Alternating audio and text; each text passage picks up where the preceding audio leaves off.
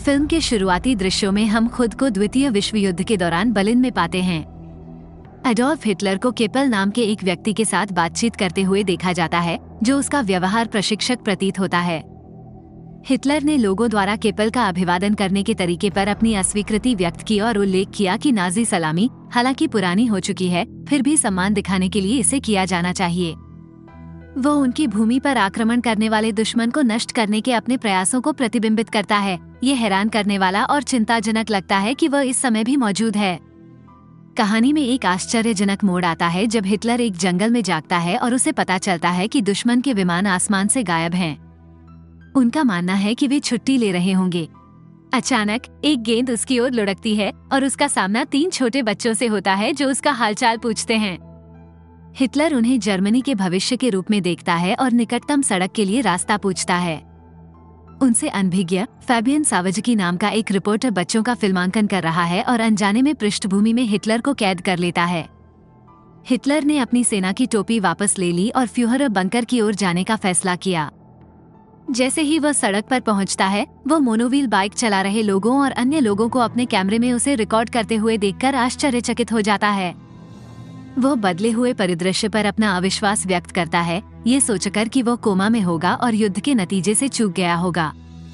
अपनी जागरूकता की कमी को महसूस करते हुए वो अधिक जानकारी चाहता है और एक राहगीर से चांसलरी का रास्ता पूछता है। उत्तर के बजाय उस पर फोटो के अनुरोधों की बौछार कर दी जाती है, जिससे वो हतप्रभ रह जाता है। अपने आसपास की विचित्र घटनाओं से अभिभूत होकर हिटलर ने निष्कर्ष निकाला कि कुछ गलत हो गया है। वो दूर चला जाता है और उसका सामना फोन पर जर्मन बोलने वाली एक महिला से होता है।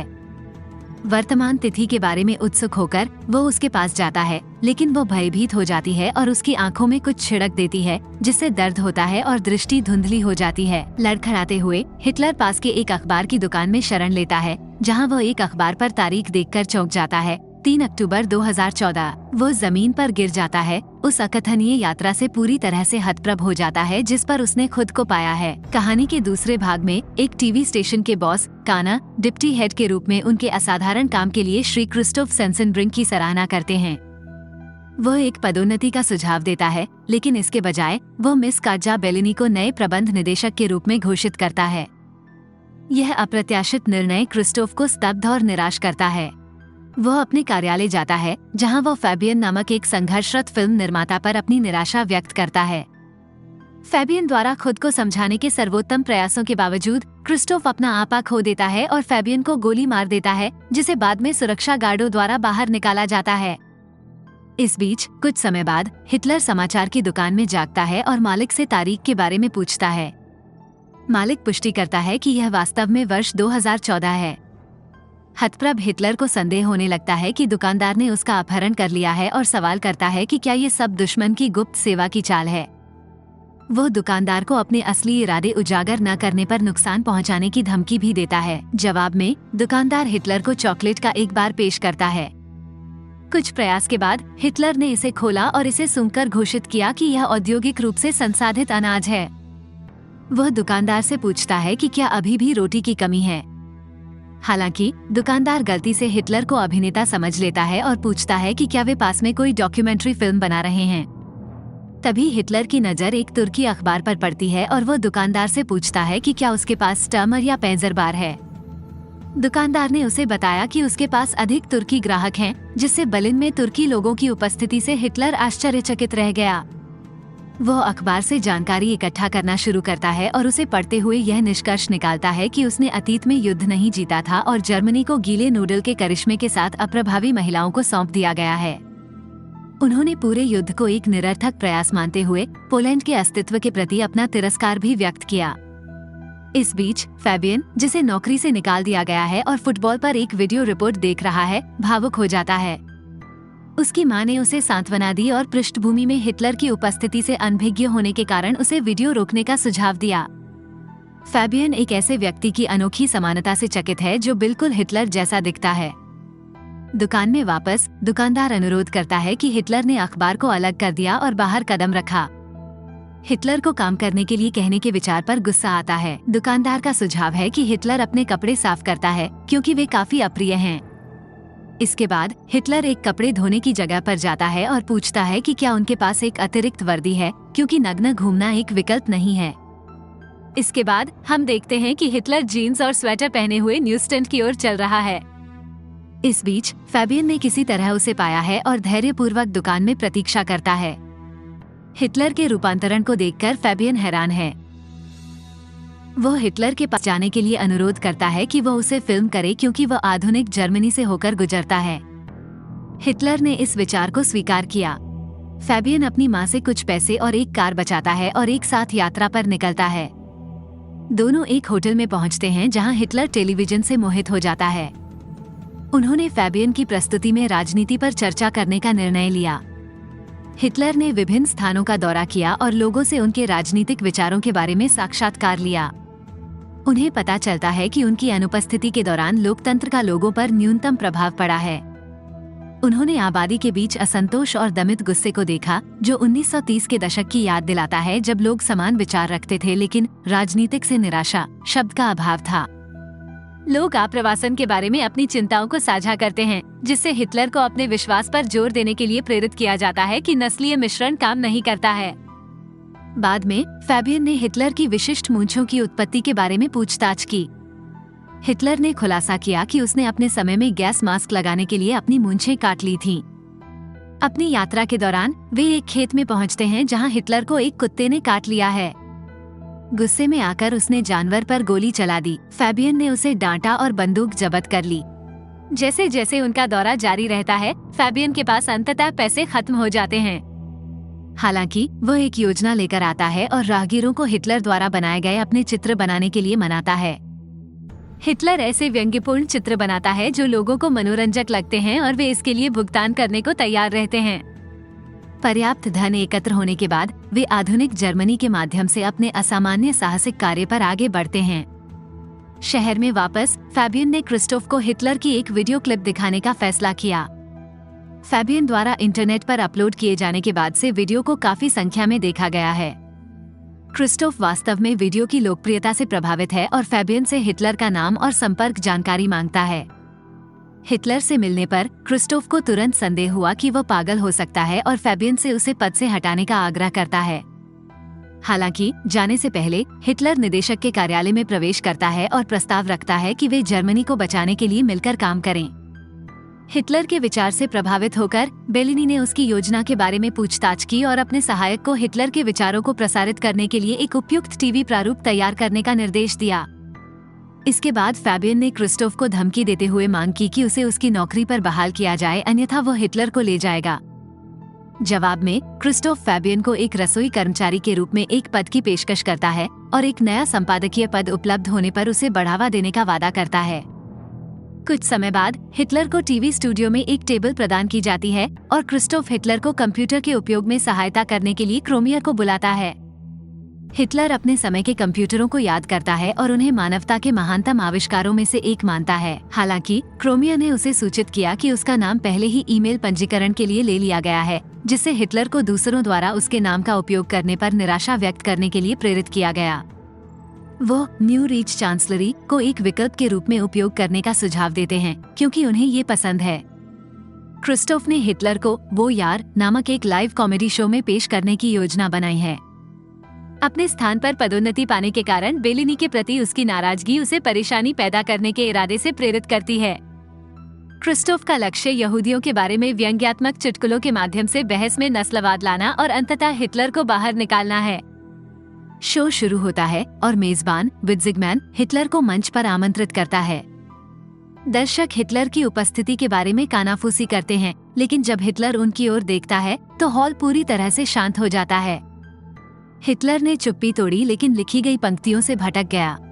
वह बताते हैं कि उन्हें आप्रवासियों के बारे में एक चुटकुला सुनाना था, लेकिन उन्होंने ऐसा करने से इनकार कर दिया। वो टेलीविजन शो की संवेदनहीनता की आलोचना करते हैं और गरीबी और बेरोजगारी जैसे गंभीर मुद्दों पर प्रकाश डालते हैं, चेतावनी देते हैं कि देश के लोग इसे महसूस किए बिना रसातल की ओर जा रहे हैं। हिटलर ने टेलीविजन के नकारात्मक प्रभाव के खिलाफ न केवल रसातल तक लड़ने की प्रतिज्ञा की, बल्कि तब तक लड़ने की प्रतिज्ञा की जब तक कि वह इस पर काबू पाने में सफल नहीं हो जाता। दर्शक उनके अपरंपरागत और विचारोत्तेजक विचारों की सराहना करते हुए सकारात्मक प्रतिक्रिया देते हैं। जैसे जैसे हिटलर की लोकप्रियता बढ़ती है, मेजबान विट्ज़िगमैन में ईर्ष्या पनपने लगती है। बेलिनी हर शो में हिटलर को दिखाने पर जोर देती है, जिससे क्रिस्टोफ अपनी असफल योजना से व्यथित हो जाता है। हिटलर ने पुनर्जीवित जर्मनी के अपने दृष्टिकोण को बढ़ावा देते हुए टीवी साक्षात्कारों के माध्यम से काफी लोकप्रियता हासिल की। वो अपने विचारों से प्रभावशाली हस्तियों और पार्टी नेताओं को मंत्रमुग्ध कर देते हैं। हिटलर और फैबियन बर्लिन में एनपीडी मुख्यालय का दौरा करते हैं, जहां हिटलर उनकी उपलब्धियों की कमी की आलोचना करता है। जब पुलिस और डीए टीवी स्टूडियो में अभद्र भाषा की शिकायतों की जांच करते हैं तो क्रिस्टोफ उत्साहित हो जाता है। बेलिनी की चिंताओं के बावजूद क्रिस्टोफ ने सुझाव दिया कि वे प्रसारण जारी रखें। डीए के जाने के बाद क्रोमिया ने क्रिस्टोफ को उस कुत्ते के भुगतान के संबंध में एक पत्र सौंपा जिसे हिटलर ने उनकी यात्रा के दौरान गोली मार दी थी। क्रिस्टोफ इसे प्रसन्नतापूर्वक प्राप्त करता है, ये सोचकर कि इससे परेशानी हो सकती है। इसके बाद हिटलर एक टीवी कार्यक्रम में आता है जहां उसे युद्ध में उसकी भूमिका के बारे में सीधे सवालों का सामना करना पड़ता है। हिटलर ने लोगों से जुड़ने की इच्छा व्यक्त की, लेकिन साक्षात्कारकर्ता का तर्क है कि उसके सभी कार्यों को उचित नहीं ठहराया जा सकता। वो दर्शकों को परेशान करते हुए हिटलर द्वारा कुत्ते को गोली मारने की एक क्लिप दिखाता है। हिटलर क्रोधित हो जाता है और साक्षात्कारकर्ता को धमकी देता है और अपने स्टूडियो को टैंकों के लिए पार्किंग स्थल में बदलने की कसम खाता है। क्रिस्टोफ दर्शकों की नकारात्मक प्रतिक्रियाओं से प्रसन्न है। विनाशकारी साक्षात्कार के बाद बेलिनी को निकाल दिया गया और क्रिस्टोफ को नए प्रबंधक के रूप में नियुक्त किया गया। भाग्य के उतार चढ़ाव में मनोरंजन ढूंढते हुए हिटलर फैबियन के घर में चला जाता है और अपनी दूसरी किताब लिखना शुरू करता है, जो जल्द ही बाजार में सफल हो जाती है। 3 महीने बाद टीवी स्टूडियो में एक बैठक के दौरान कंपनी ने महत्वपूर्ण घाटे पर चर्चा की। क्रिस्टोफ का मानना है कि विट्ज़िगमैन का शो उन्हें ठीक होने में मदद करेगा, लेकिन विट्ज़िगमैन ने अपनी नौकरी छोड़ दी है। क्रिस्टोफ चिंतित हो जाता है और शो हारने के लिए कर्मचारियों को फटकार लगाता है। एक स्टाफ सदस्य हिटलर को वापस लाने का सुझाव देता है, जिससे क्रिस्टोफ की रुचि बढ़ती है। वो हिटलर की खोज करता है और फैबियन को एक प्रस्ताव देता है, उनकी फिल्म को उनके टीवी चैनल पर प्रसारित करने के बदले में $1 मिलियन का निवेश। हिटलर और फैबियन क्रोमिया के घर जाते हैं, जहां क्रोमिया की दादी हिटलर को पहचानती हैं और उस पर लोगों पर हमला करने और उन्हें मारने का आरोप लगाती हैं। वो उसे अपराधी करार देती है और उसे चले जाने का आदेश देती है। कार में हिटलर को ये जानकर आश्चर्य हुआ कि क्रोमिया यहूदी है। उसने यहूदियों को तुच्छ समझना शुरू कर दिया, उन्हें इंसान से भी कमतर आंकना शुरू कर दिया। हिटलर के पूर्वाग्रहपूर्ण शब्दों और कार्यों से फैबियन बहुत निराश हो गया। सेट पर वापस फैबियन ने हिटलर को ये बताने के लिए राजी किया कि वो जंगल में कैसे पहुंचा। वो हिटलर से उस समय की घटनाओं के बारे में पूछता है जब गेंद उसकी ओर लुढ़की थी, लेकिन हिटलर को याद नहीं आता।